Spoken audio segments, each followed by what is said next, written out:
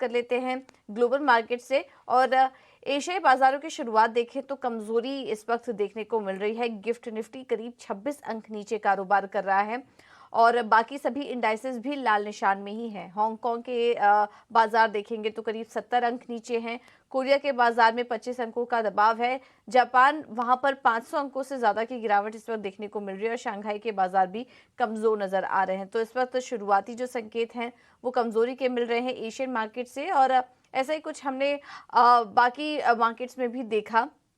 जो ट्रिगर्स मिल रहे हैं वहां से भी वो कुछ कमजोर साइड पे ही है। यूएस बाजार में कल हमने मिला जुला कारोबार देखा। हालांकि डाउ में जो तेजी का दौर है वो अभी भी बना हुआ है, लेकिन वहां पर भी हमने हल्की यहाँ पर नरमी देखी डाउ जोन्स में और S&P 500 और नैस्डैक तो लाल निशान में ही बंद हुए।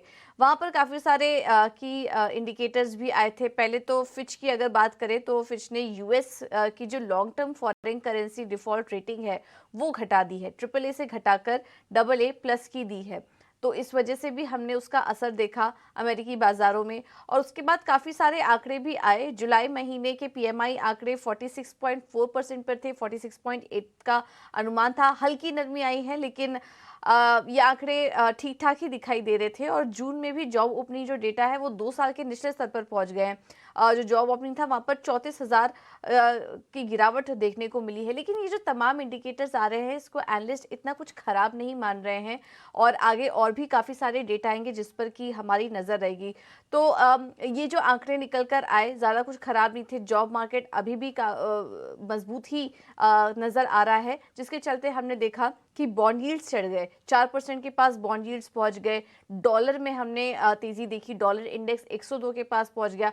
तो ये कुछ फैक्टर्स थे जिसकी वजह से हमने देखा कि अमेरिकी बाजारों में कल दबाव देखने को मिला। हालांकि दूसरी तरफ अर्निंग सीजन मजबूत ही है और कल हमने देखा कि एडवांस्ड माइक्रो डिवाइसेस के नतीजे काफी अनुमान से बेहतर थे। 2% की बढ़त वहां पर देखने को मिली। सोलर एज टेक के नतीजे कमजोर थे, 12% की गिरावट वहां पर थी। और भी काफी सारे नंबर्स अभी निकल कर आ रहे हैं, लेकिन ओवरऑल अर्निंग सीजन अच्छा जा रहा है अमेरिकी बाजारों के लिए। लेकिन कल जो डेटा निकल कर आए और आने वाले भी कुछ काफी अहम इकोनॉमिक आंकड़े आने वाले हैं जिस पर कि बाजार की नजर रहेगी। उसके पहले हम देख रहे हैं कि थोड़ी वॉलेटिलिटी इस वक्त बाजार में देखने को मिल रही है। यूरोप के बाजार में भी लाल निशान में ही यहाँ पर क्लोजिंग देखने को मिली। सभी के सभी इंडाइसेस लाल निशान में क्लोज हुए और बॉन्ड यील्ड जैसा कि आप अपनी स्क्रीन पर देख पा रहे होंगे अब 4% पे पहुंच चुका है। डॉलर इंडेक्स 102 पर है और इसका असर हमने गोल्ड में देखा, जहां पर की हल्की नरमी देखने को मिली और $2,000 के स्तर दिखे थे, उसके बाद वहां से हल्की नरमी देखने को मिली।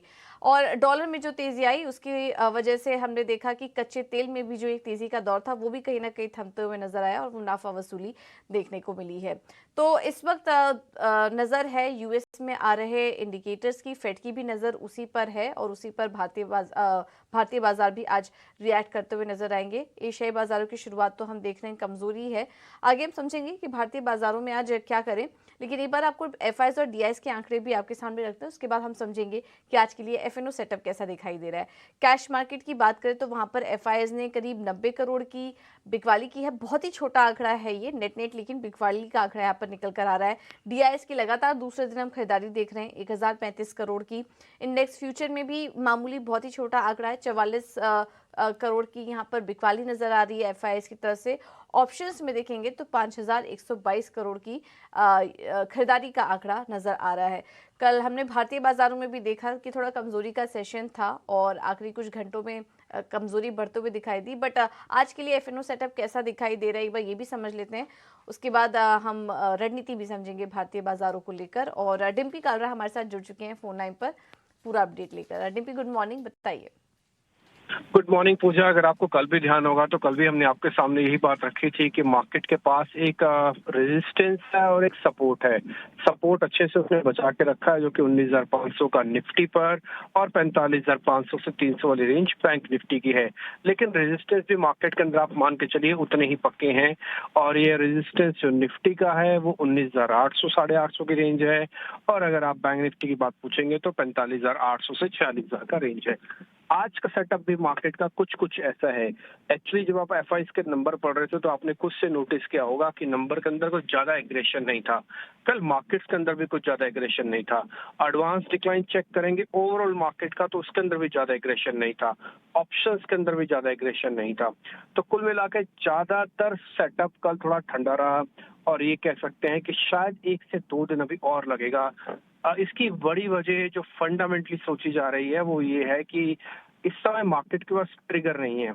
एक नए ट्रिगर की जरूरत है। पुराने ट्रिगर्स पे ऑलरेडी काफी रिएक्ट कर चुका है, इसलिए नए ट्रिगर्स का वेट हो रहा है जो इसको रेंज आउट या तो रेंज डाउन करेगा। तो फिलहाल तो भी रेंज के अंदर ही कारोबार होने के चांसेस हैं। अगर आपके पास पोजीशंस हैं तो आप अपना स्टॉप लॉस लगा के रखिएगा 19,500 600 का, उसको स्ट्रिक्टली फॉलो भी कीजिएगा। और रेजिस्टेंस है 850 का। अगर आपको लगता है कि मेरा 850 तक प्रॉफिट बन गया है तो book the profit and leave the market. और उसके बाद अगर आपने शॉर्ट कर रखा है तो उनके लिए भी मार्केट के अंदर मौकों की कमी नहीं है। उनको भी एक स्टॉप लॉस लगा के रखना है जो कि 19,850 का है। और अगर वो 500-600 वाली रेंज को ब्रेक करता है तो आप निश्चित तौर पर 300-400 पॉइंट और कमाएंगे जिन्होंने शॉर्ट कर रखा है। ऑप्शंस वाले भी अगर आना चाहें तो सिर्फ इंट्राडे ट्रेड करने के लिए आ सकते हैं। हालांकि कल की काफी टाइट रेंज थी, आई एक्सपेक्टेड कि आज भी काफी टाइट रेंज में ही काम होगा। लेकिन फिर भी अगर आपको कहीं मौके मिलते हैं तो लो वॉल्यूम के साथ आप काम कर सकते हैं। थोड़ा स्टॉक स्पेसिफिक होने की इस समय जरूरत है। आप 1-2 शेयर्स का चुनाव कीजिए जहां पर आपको बिल्डअप अच्छा मिल रहा है और उसी के साथ दिन भर में आप एक्सरसाइज कर सकते हैं। इंडाइसिस से बहुत बड़े गेन आपको मिल जाएंगे कम से कम इस पूरे हफ्ते में। चांसेस कम लगते हैं अनटिल अनलेस जब तक कोई बड़ा ट्रिगर मार्केट में नहीं आता। तो फिलहाल ट्रेड स्पेसिफिक होने की ज़रूरत है, थोड़ा सा ध्यान रखने की ज़रूरत है। डिम्पी बता रहे हैं कि मार्केट में अभी क्योंकि दबाव नज़र आ रहा है लेकिन मौके हैं, पर संभल के अभी यहाँ पर मार्केट पे अपना नज़रिया बनाने की ज़रूरत है। और जैसा कि उन्होंने बताया, सपोर्ट 19,600 से 19,500 के पास, और अगर रेजिस्टेंस की बात करें तो 19,850 से 20,000 के करीब। शुक्रिया डिम्पी इस पूरी जानकारी के लिए।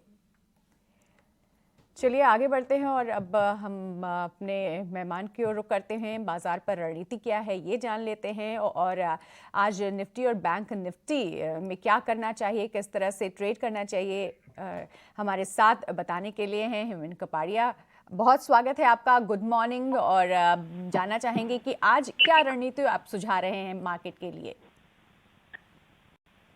Very good morning to you, thank you for having me on the show. I think जैसे डिम्पी ने बताया, मार्केट रेंज बाउंड है, एक ट्रेंडिंग मार्केट है, डिसिसिव नहीं है। तो ना ही कॉल पुट बेच सकते हैं क्योंकि आइदर साइड ब्रेकआउट में बड़ी मूवमेंट आ सकती है, ना ही कॉल पुट ले सकते हैं क्योंकि प्रीमियम घिस जाएगा, क्योंकि मार्केट रेंज बाउंड है। मेरे लेवल है 19,524। अगर उसके नीचे मार्केट ट्रेड करता है तो वहां पे शॉर्ट कर सकते हैं।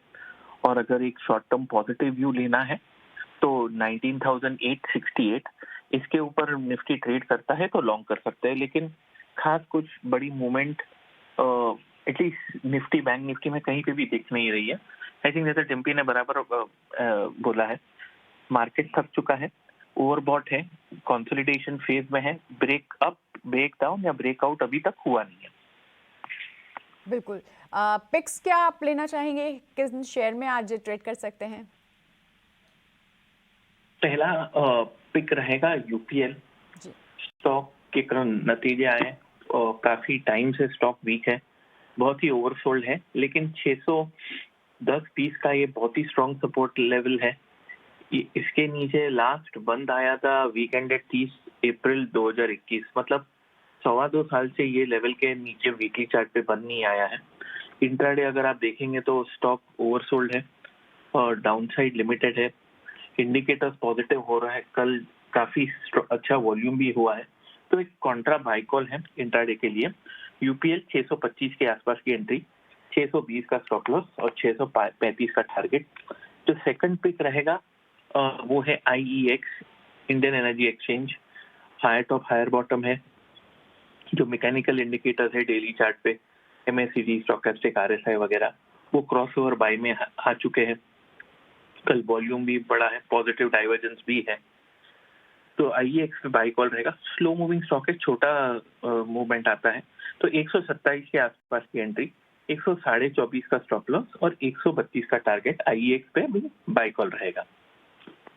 बिल्कुल, तो यूपीएल और आईएक्स दो स्टॉक्स पर फिलहाल ट्रेड करने की रणनीति बता रहे हैं। मन, शुक्रिया इस पूरी जानकारी के लिए।